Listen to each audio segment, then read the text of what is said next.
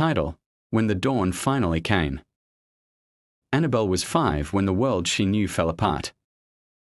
The night her parents didn't return, the rain fell without mercy, drumming on the rusted roof of their small house at the edge of town.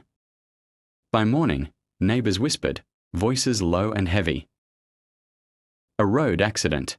No goodbyes, no last words, just silence where laughter used to live.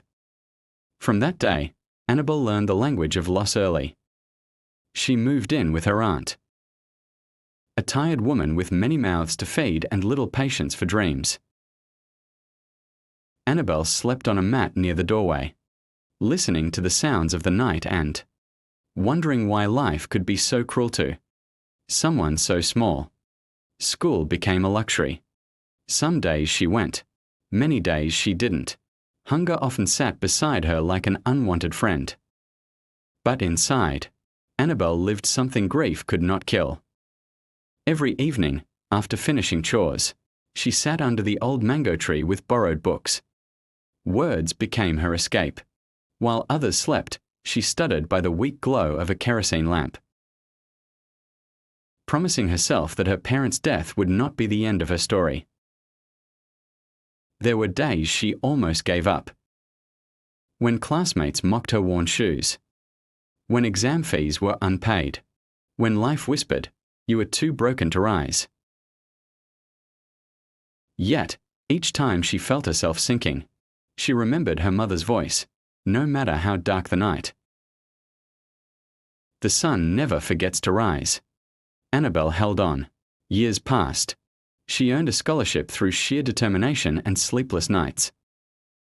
University was hard, lonely, and unforgiving, but she endured.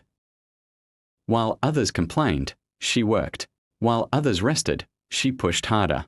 The day she graduated, she stood quietly at the back of the hall, tears streaming down her face, not for the certificate, but for the little girl who once cried herself to sleep, believing she had nothing left. Today, Annabelle is a respected professional. Known not just for her success but for her kindness. She built a foundation for children who lost their parents, so no child would feel as abandoned as she once did.